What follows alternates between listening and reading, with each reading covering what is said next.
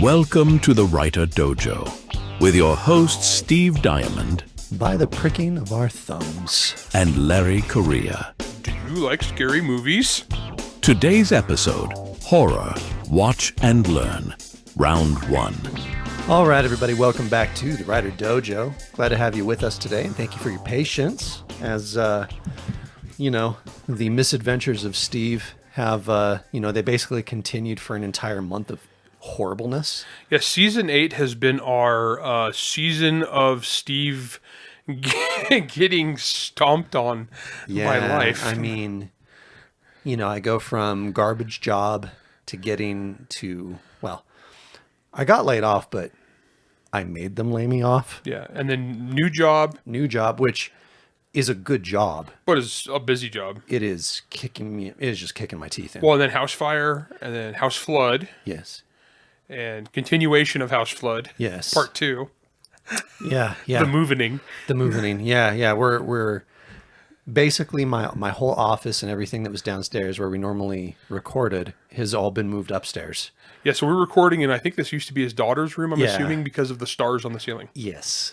Yeah. But it has been a wild month and a half. Yeah, and we actually can't, it's hard to record at my house. Yeah. Because my wife had a lot of, we basically built the house to her specifications. You guys understand, my wife is extremely Danish, and so she has a Danish aesthetic of decorating. Mm-hmm. And so everything you've ever seen of like the Danish aesthetic of decorating with the big open rooms of giant glass walls and giant everything, tall ceilings, that's my house. Yeah, it's very echoey. Yeah, it's nice, whatever. But it's very cathedral-y. Yeah, no, it is. So it's the biggest issue has just been my schedule and timing. So I was actually, before we get into our episode this week, like Larry and I were talking, and I'm like, I was being all hard on myself because I haven't written anything in a minute. And then Larry's like, hey, so what are you doing for your job? And I'm like, I just put together a 250-page proposal, single-spaced. Yeah, so if you write 250 pages of work stuff in a month, you ain't got any brain power. Yeah, that's going to cut into your actual writing time, I'd say pretty hardcore. Yeah, and matching my schedule to East Coast time is still kicking my face. Yeah, and then neither one of us did anything this week because it was election week, but we don't get political on the show. No. But I just basically screwed around on the internet for an entire week. Here's what I will say in relation to the politics of the United States. Regardless of what side you ended up on, whether you're happy or upset, whatever, the emotion that you feel can be valuable for you in your writing because you've experienced something, whether you're, whether it's elation, relief, or terror, or whatever. Yeah, you can use that to your advantage. I've seen a lot of writers do the thing where when like their political team loses, they get like super despondent and then don't write for 4 years. Yeah, we've seen that and repeatedly, and it's like that's just a dumb excuse. Yeah, I mean George Martin's done that for 4 elections. Yeah, I mean come on, man. It's literally been 5 elections since he wrote his last book. 2011 was it 2011 or 13? Yeah. Speaking of which, I'll talk about this a little bit more in the next episode, but I finished the epic fantasy series, Graveyard of Demons, is now released. Yeah, the E-Arc is out. Well, and then Heart of the Mountain, E-Arc is out. So the E-Arc for book 6, final of the series, is out. Yeah, that's wild. As of this week. The only other thing I'll say about the political nature of it, go back and listen to our episode on including politics within your book. Where basically one of the things that we say is that if you want to do it, great, but just don't make every good guy and every bad guy relegated to one or the other type of thing. Yeah, because that's not how real life works at all. No, it's not how. So when people read that in fiction, I mean, it might tickle their urge to stereotype the other team, but honestly, it's going to come off in your fiction as ham-fisted. Yep. And you're at that point, you're not entertaining anymore. You're preaching, right? And that's the big no-no that we have. I mean, come on, guys. If I can make Jimmy the intern a sympathetic character, anything's possible. Okay, so for today, though, we'd planned on doing kind of like a Halloween-y episode, because we like Halloween. We both you and I love horror books and horror movies. We love like the suspense and the thrillers and stuff like that. We love all the elements. And we've talked about the elements of horror before, which are fear, dread, and shock. At least those are the elements. That's how I that's your formula that you that's my formula. Plan horror by. And so it was Halloween again. We were like, oh, let's talk about it. Yeah. And then, I experienced real life fear, dread, and shock, for a month and a half. And so I was like, well, crap, I don't have time to record. But here's the thing. There's this weird thought process that a lot of people have where it's like, if you're not in Halloween, you can't talk about Halloween type stuff. You can't talk about horror. If we're writing horror, we're writing it year round. You definitely are. So yeah, that's the best time of year for marketing purposes. It definitely is. But honestly, that's when all the new movies get released to try to cash in on that. But no, we're just going to be late a couple weeks here, and that's okay, because look, we're heading into the Christmas season now. Yeah, and if we're being real about it, if you think about something like Christmas Carol, should we have a Christmas movie story episode? We definitely should. Great Christmas movies. Get Richard Paul Evans on. No, we'll do good things. She's made $1 billion off Christmas novels. Gosh, no joke, man. But if you think about something like a Christmas Carol or whatever, I mean, it's kind of a horror story. I mean, like all sorts of weird ghosts are talking to him and stuff, and he's seeing all of the follies that he's made, and it's terrifying. And there's a long history of horror at Christmas. Okay. I actually really like the Bill Murray Scrooge version of that, where they accentuated the scariness of the ghost of Christmas past or of Christmas future. That one was great. So for today, this episode is going to be kind of we're going to call it watch and learn as it comes to horror.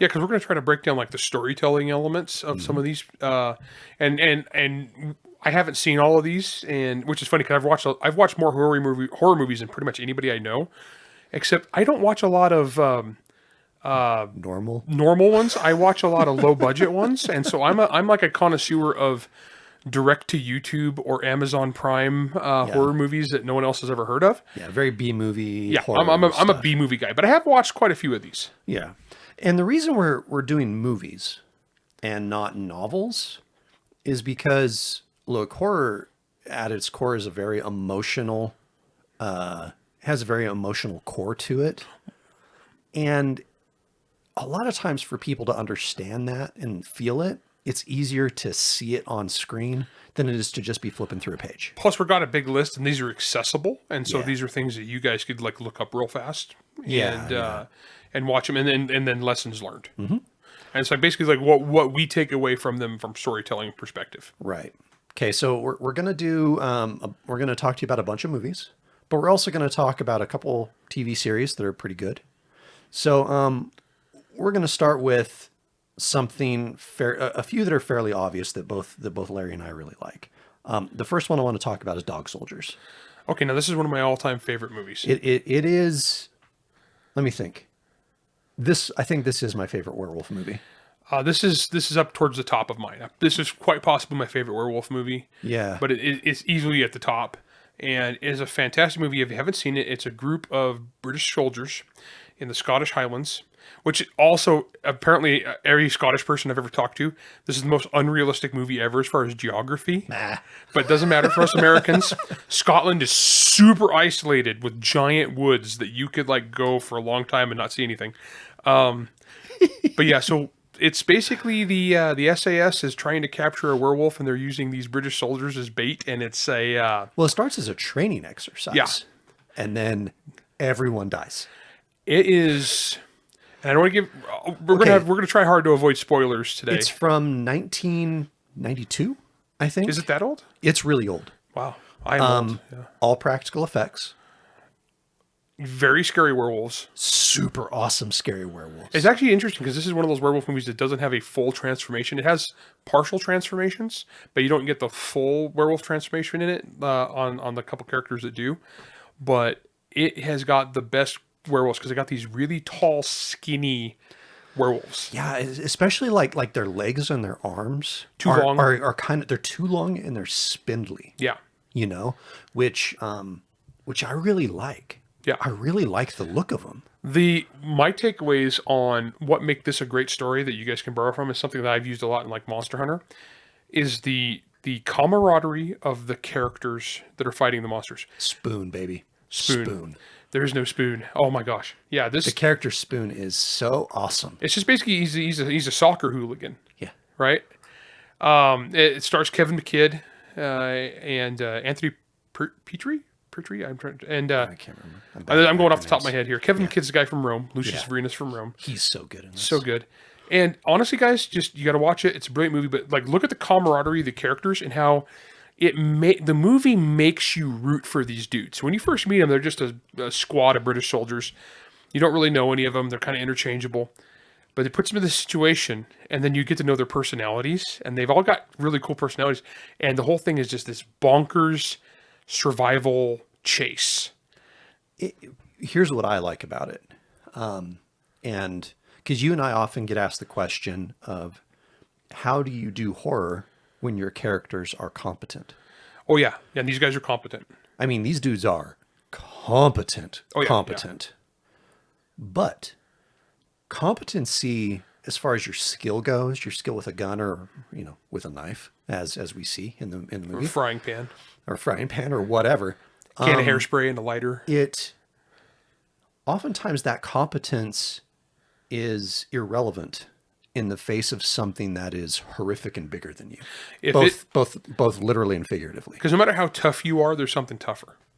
Yeah, I mean, a werewolf, it doesn't matter how good you are with a gun a lot of times. Yeah, when these werewolves get on somebody, it is over fast. Yeah, they're guts flying and blood. And So think about like an MHI, right?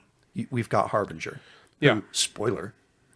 At this point, I mean, it's 15 years. 15 I don't years really as a feel werewolf. too bad about it. And there's a whole book about him being a werewolf. Yeah, I think we're pretty much past that point. Normal gun, shooting him, it's kind of like, well, okay. Yeah, he's just gonna get mad at you. He gets mad, and that's when things get dangerous. Yeah, that's when it's get bad for you. And so what I really, really like this movie because, like you said, you get to see kind of the unit or the group camaraderie. You get to see competence in the face of the unexplainable to them. And also what I really like, and this isn't necessarily a spoiler because they run into this person really quickly. This group of soldiers comes across a civilian. The way that they interact with a civilian is really cool because they're not treating her like she's inferior. They're treating her like she has local knowledge and they're using it to their advantage and they're trying to protect her the whole time. Yeah. And I really like that. Because she's not one of them. But these are some chivalrous dudes. They still have a duty. Well, Kevin McKidd is at least. Yeah. Well, I mean, most of them. There's one or two guys that don't in that group, but whatever. Yeah. But in general, like, even in the face of the insanity and the crazy and the horror, they still understand what their core ethos is, and that's protection. Other thing I really like about this that you can use in books is the desperation / creativity. Oh, it's so good. Because, okay, a failing of a lot of horror stories is stupid plotting where the characters are basically, we call it horror movie plotting, where the characters make bad decisions that force them into bad situations where they can get preyed upon. Whereas this, they make good decisions that make sense to the audience, but it doesn't matter because the threat is so great. Yeah. So bad decisions are, we've even seen, they got car insurance commercials about it where it's like, Let's go hide behind the chainsaws. Let's go hide in the scary basement. Well, why don't we just get in the running car? Don't be crazy. It's horror movie decisions. And it forces the characters into bad situations so they can be preyed upon and get picked off by the monster. Whereas this, they're creative. Their decision-making makes sense. It's just the situation, the monsters are ahead of them. Yeah. And that makes it better because when you're watching or reading about a group of characters that are dumb and they do dumb things to get in trouble, it actually kind of bugs the reader and it makes the reader like them less, which makes you root for them less. Yep. You ever start watching a movie where you start actively rooting for the killer? Very often. Yeah, and see that's where, because the protagonists are dumb, and you're like, well, you're getting murdered because you're dumb. Yeah. You know? And so this movie is the antithesis of that. Yes. Wow, we're already at break and we've covered one movie. Well, okay. Here, well, let's talk about one more and then we'll hit break. Okay. Okay. I want to talk about Color Out of Space. Oh. This is from like 2000, 2001, somewhere around there. Oh, it's newer pretty than recent. that. It's probably only like 5 years old. Yeah, I think 2001. 2021, sorry. I was going to say what? Sorry. 2021, my bad. Yeah. Nicolas Cage. Yeah. He does a lot of horror movies. He does a lot of horror movies. Oftentimes they're not great. But this one is bonkers. It's bonkers, and it's a loose adaptation of the Lovecraft story. Yeah, it is a Lovecraft adaptation. And it's a very good Lovecraft adaptation. And you know that thing where Nicolas Cage will do the over the top Nicolas Cage where he like goes completely nuts? Super Gonzo. Yeah. Super Gonzo. This is one of those movies where that works. Well, if he didn't, it would actually, the movie would be less because of it. Honestly, Nicolas Cage gets a bad rap, but this movie was one of those movies that Nicolas Cage was born to be in.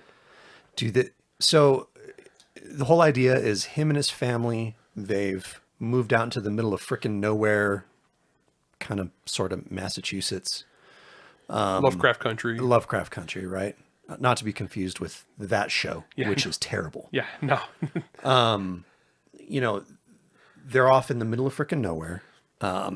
There's a lot of like between the lines storytelling where you like, this family is not right. Like they've had some issues. It doesn't beat you over the head with it. It's pretty subtle. No, but this family has had issues, obviously. Yeah.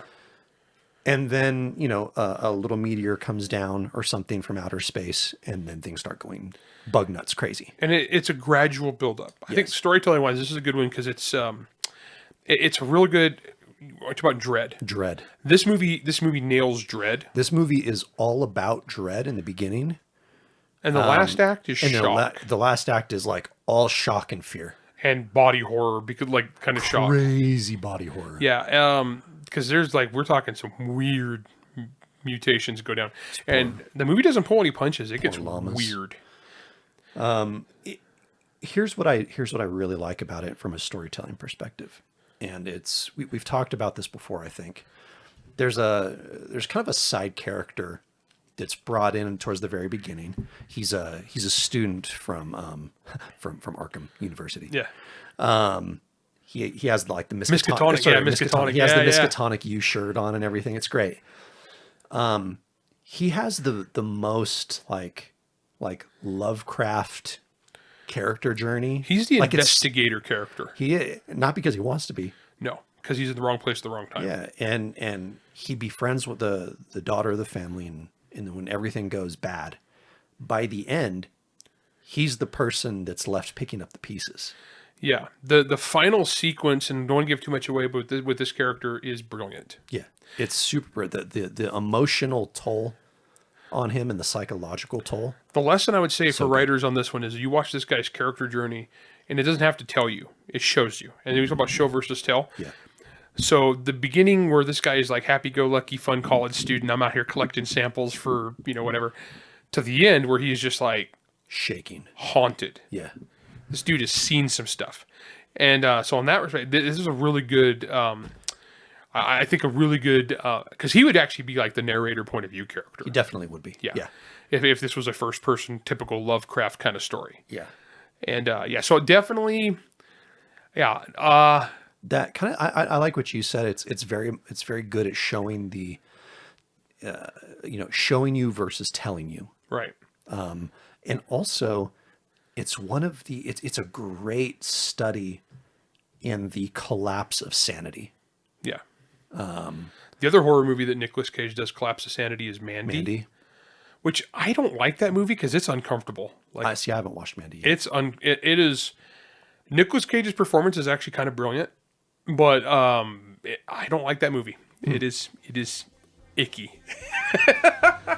It is uncomfortable to watch, but yeah. Now, before we're about to hit break. Now, when it comes to horror, one of the things that you're not going to see a lot of on this movie list and show list that we're talking about, you're not going to see a lot of like torture porn type stuff. Well, I'm not into that. I'm not into any of that. Yeah. I don't value. Me personally, it's my taste where I don't kind of value that stuff. I'm more into the dread and the suspense. So that's definitely more on the shock side. And I've watched some Saw. I've watched some Hostels. It's not my thing. Not my thing. Yeah. Not into it. All right, we're going to take a quick break. We'll come back. We'll hit you with a few more recommendations. A half-century-old curse lies over the small community of Bridgewater ever since Sarah Chase died in a car accident during a teen angst-driven game of chicken back in 1962. She perished in the back seat of a 1961 Impala, accompanied by a group of boys who called themselves the Big Four. She screamed as the car careened through a guardrail and plunged into the icy river water beneath. The 4 boys survived. Sarah did not.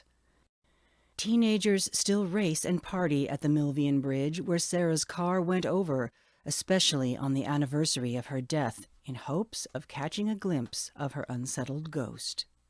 But the partying teenagers of Bridgewater don't know that in life Sarah belonged to a group of teenage girls who practiced witchcraft. They don't know that Sarah seeks to use her powers from the grave to avenge her unrequited vendetta. They don't know that Stan Corliss, the driver of the Impala that terrible night and the unpronounced protector of Bridgewater, has passed away, freeing Sarah to unleash her anger. Dead Girl by Craig Nybo is available on Amazon and is free for Kindle Unlimited subscribers. Pick up your copy today.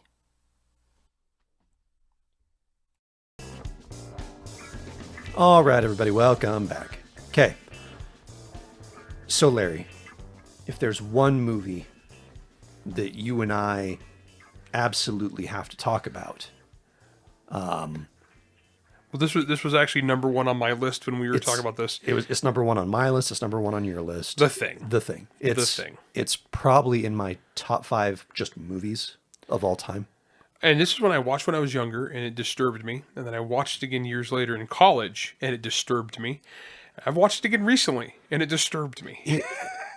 I love this movie. Again, you know, the nature of the unexplainable within it, the acting that's in it. And for the record, we're talking about the Kurt Russell. The Kurt Russell. Yeah. Yeah, we're talking about the Kurt Russell, the thing. Yeah. You know, Carpenter. John Carpenter. You know, I think at its core, the reason why it works so well is because you, the watcher of the show, you feel the same emotions that they do. You talk about the uncertainty. A big part of the thing, and this was like one of those premier movies on this, is like, who's infected?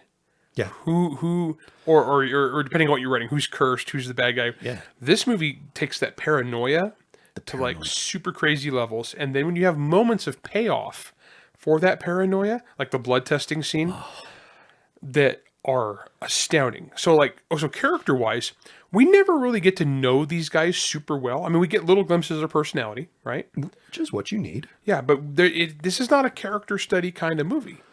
But even then, go back to what we said about Dog Soldiers. Yeah. You do get a hint. You do get hints. You get just enough of that these guys have been with each other for a while. They got know camaraderie. each other. They have camaraderie. There's the people who are close, and there's the people in the group who are kind of like, They don't like each other. we don't care. They're professionals. They're competent. Their decision making is actually, as long as you don't know it's a horror movie, their decision making makes perfect sense. Yeah. This is not a movie where people do stupid crap. They actually do pretty smart stuff. Because how are you supposed to know that the crazy Norwegian guy with the gun is shooting at the dog? Is why would you think that that's And this he's trying to save the day? And this is the prime example. So one of the biggest, like, I don't know, call it a checkbox talking point that most horror authors talk about is never show the monster. This shows the monster within 5 minutes. Yeah, and the beautiful thing is the monster keeps changing. And that's why it works. Yeah, so that's why it can show you the monster, because it doesn't matter, because it can show you the monster again, and it's going to be weirder. Yeah. And then it's going to show you the monster again, and it's going to be weirder. And then there's the scene where the spider thing. The spider head. And, oh my gosh. I am almost 50 years old, and that's still probably to me the greatest moment of horror of just like, what? Well, so I didn't watch this movie when I was younger. It messed me up. The first time, I don't remember how long ago it was, but the first time I saw it, I remember the scene, the kind of neck stretches, the head falls off and it sprouts legs and it walks away. And all the characters look and almost at the same time, I say the exact same things that they say, right? Yeah. It's beautiful. And I remember in that moment the first time I saw it, when that happened and I said that, and I just kind of sat back, I looked at the screen and I went, I understand why this movie's perfect. Yeah. Because if you as the viewer have the same reaction as the characters, like that is perfect emotional storytelling. It is, it's so visceral when that happens. And it's just, honestly, like I said, perfect movie, guys. If you haven't seen The Thing and you're going to write scary stuff, watch The Thing. Yeah. Especially if you're writing anything with like weird mutant-y stuff. Yeah. Yeah, this is a classic for a reason, guys. Absolutely check it out. Okay. We're going to talk about one that I feel we're obligated to talk about. Jaws. Oh yeah. Now I know sharks are your thing. Sharks are, well, they're my thing of hatred. Yeah, Steve does not They're like not sharks. they're not like my thing, like woo woo, my thing. Jaws is a classic movie. Okay. Now this is another one of those characters. Pretty good. And again, they're competent. Yeah, they're like Sheriff Brody's a pretty normal sheriff. Mm-hmm. He's trying to do his job. Yeah. Even the antagonist characters they make sense. Like the mayor trying to keep the beaches open. Yeah. I mean, You know? in reality, he's one of the villains of the show. Yeah. Right? Because No. he's He dummy. Quint. Jaws would not be a classic if it wasn't for this performance of Quint the shark hunter. Yep. And his monologue that he got from it was written by John Milius. Yeah. So it's about ultimate competence. Well, and for him, it's competence and it's obsession. Yeah, because In a bad way. He almost goes Ahab. He does go Ahab. Yeah, he does totally go Ahab. goes Ahab. Now, this is one of those where it doesn't really show the monster till the end. Well, and here, so I watched this. I literally watched this the other day in prep for this. I haven't seen this for years. So, obviously, by today's standards, the actual shark and stuff, because it's animatronic, that part of it doesn't hold up very well, right? Like me and my daughter were watching it, and She giggled. me, her, my wife, we were all looking at it, and they're like, "Wow, that's aged poorly." Watch The Thing with her. You know what doesn't age poorly in it though? What? So there's the scene where Dreyfuss's character, they go out into the water, and they find the old fishing boat that's just kind of derelict out there, and he jumps in the water, right? That whole scene, there's no shark, but that whole scene is so tense because the fear that you have, knowing that there's a shark out there that's killing Because you, it's already shown a couple kill scenes at this point. and you're just expecting it. Yeah. And they do a good job because the water's murky. You have low visibility. And you're expecting the badness to come. Yeah. So anytime how this movie works phenomenally is showing mass panic, which is fantastic in the show.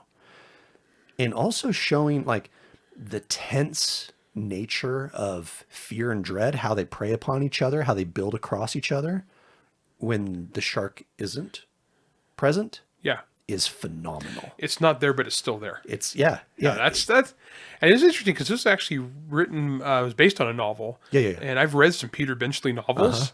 I think the movies are better. Yeah. Not into. A lot of people will say that about Jaws. Yeah. And so the book absolutely is. It was kind of forgettable. Yeah. But the movie, absolute classic for a reason. And I think you're right. It definitely has that uncertainty and dread. Absolutely. Okay, fun movie time, Larry. Okay. one of mine and yours most favorite recent kind of sort of guilty pleasure horror movies. Okay. Blood Vessel. Oh my gosh. Okay, so this is getting now on more in my world of low budget movies. This is your world. I mean, it's got like one actor you've actually seen, and that's Longmire, and he dies in the first minute, and so it's like not like Yeah, that was weird. yeah. I think that they could put his name on it, Yeah. and have at least an actor you've heard of. Yeah, I think they were trying to capitalize on it because Longmire just ended. I don't think I'm like giving any spoilers away because he literally dies like the credits roll and then he's dead. Okay, so set the stage. World War II. Yep. Okay. Into World War II. We pick up with a life raft with a motley crew of various folks that are on this life raft. And it did a good. It felt, and I've said this on the show before. It felt like one of our Halloween games. This is why I watched it. Was Yeah. because this is you told Because me I watched this and I told you guys about this. I was like, it's one of our Halloween games where every character is like some ethnic stereotype. Yep. And so it's just a motley crew. And because it was a hospital ship got sunk. Yes. And so that's why it's different people from different allied forces all on one boat. And they get picked up by they don't pick up. They find a German frigate. Yep. A Nazi frigate, and they come on They board. board it. Yep. Yeah. And things go bad. Yeah. And obviously it's blood. It's a vampire movie. Yes. Great vampires, by the way. Yeah. Honestly, guys, this is a low budget movie, but from a storytelling perspective, it's awesome. The plot's not that complicated. No, it's pretty simple. It's a pretty straightforward plot. The plot isn't really complex. What makes this movie to me is character interactions. Once again, competence. They don't do stupid crap. I mean, the stuff they do is actually fairly sensible according to what their knowledge is. And later on when they realize, oh, we're not being stalked by like some crazy Nazi, sailors. We're being stalked by something from hell. Yeah, like run. Yeah, it's great. And like the characters are they did a really good job of actually making you like the characters. Even the ones that by themselves you probably wouldn't like. No, but as an ensemble, absolutely. Yeah. And they even have a Krasnov. This guy is straight up a Krasnov. I'd play this exactly. They do. Yeah, so it was just stereotype after stereotype that like me and my friends would play in a Halloween role playing game. Absolutely. Yeah. But oh my gosh, I honestly one of my favorite lower budget flicks of recent years. And I think us as like readers and watchers in society and stuff like that, like we do really like haunted house type movies and shows, where you're kind of like the locked house or closed doors mysteries where you have to make do with what you have there. There's no real good way of escape, or maybe there is no escape. And I think that this movie really exemplifies that. Yeah. Again, the creativity that we talked about with Dog Soldiers, right? There's a high level of creativity that these people have. It's one of those once again where you're rooting for them because they're not in this situation through their own dumbness. Yeah, they're not CW characters. Well, it's one of those like there's a whole lot of movies where like people go out to the country and get hunted by mutant hillbillies, right? That's a whole giant genre. Yeah. Almost all of those require all the characters to be complete idiots. Yeah, or anything that happens around Crystal Lake. Yeah, it requires the characters to be idiots. Right. This is a situation, they're on a boat, there is no escape. This is the only escape is onto the haunted boat. And here's what I will say. They escape. The situation that they start in right at the very start of the movie is a horrific situation. Oh yeah, they're in a life raft floating on the stormy Atlantic. Yeah. Yeah. In the middle of one of the most horrific wars that's ever existed on this earth. Only survivors of a ship that got torpedoed. It's a hospital ship. Yeah. If you're on a hospital ship, odds are you're there for bad reasons. Yeah, it wasn't good to get there to begin with. So the idea that they came from that and then things get worse is wild. And it's so good. Yeah. And here's what I will say. As far as like horror monster type movies go, dude, it's so fun. It's a fun flick.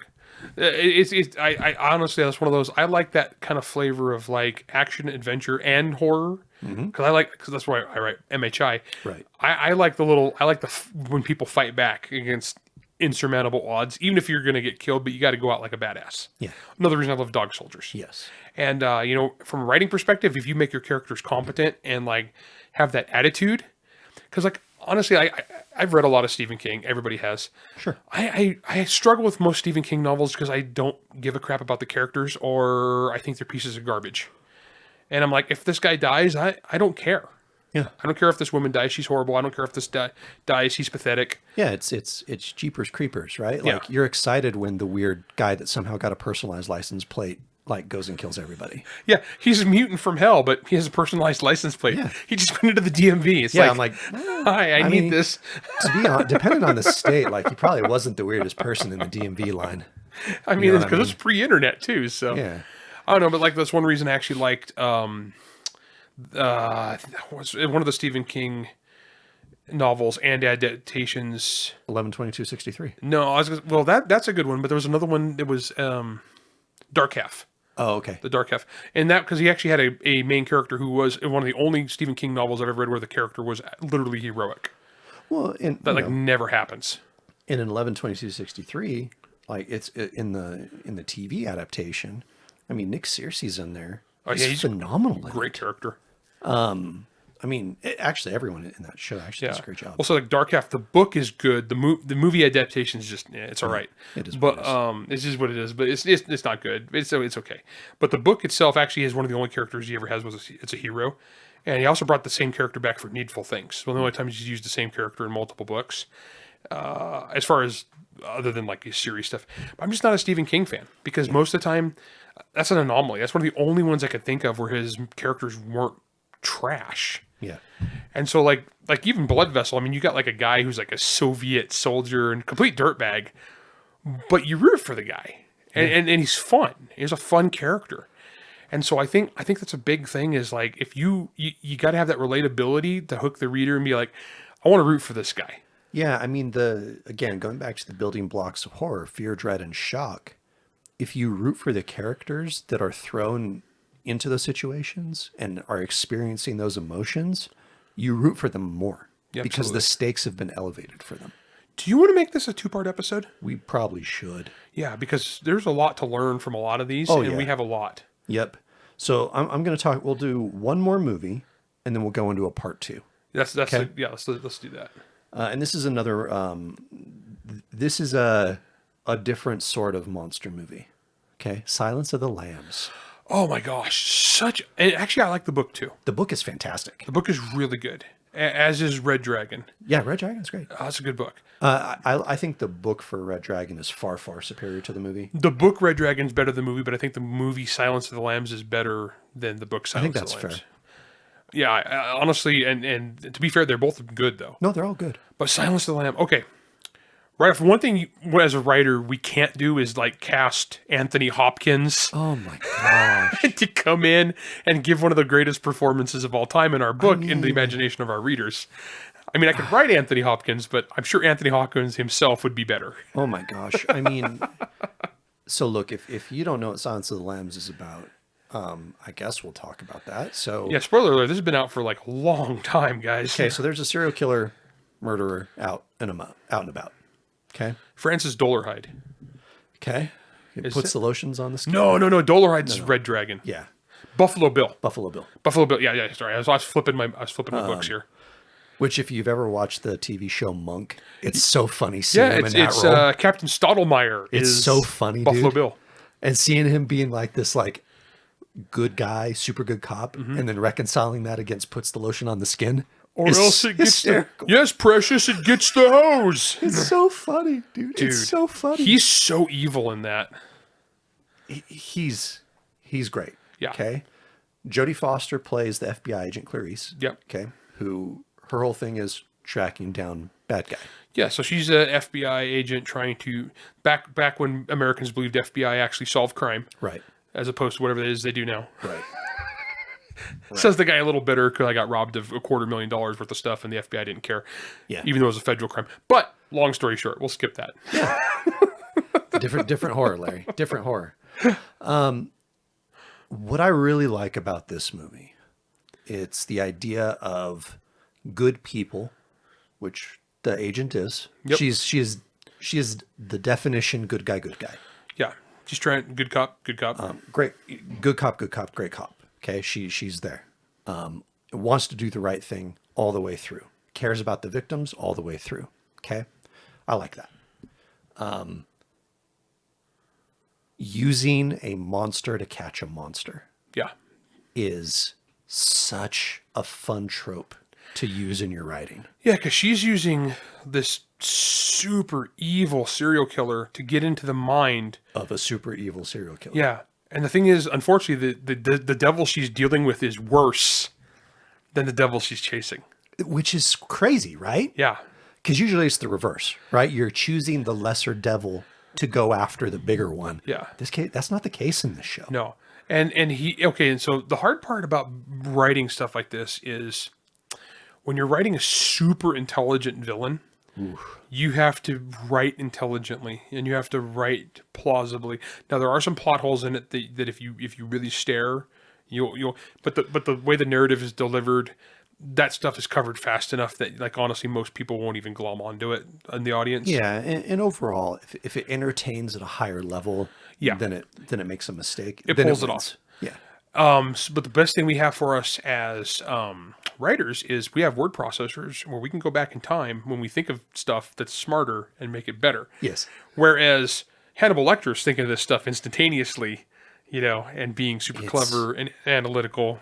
Well, I mean, and it's you think about it. We had Anthony Hopkins playing him, and then we had Mads Mikkelsen playing him. Like, how spoiled were we to have those two guys do that role? Bad actors playing Hannibal Lecter. I'm trying to remember who played him in the original 1980s Michael Mann. I don't remember. Manhunter. I don't remember. Man, see, that's the thing. Once you're an author and you have one of your books remade or made into a movie, then it like opens up the thing where like all these other people will make your books into movies too. I just need that first one. Yeah.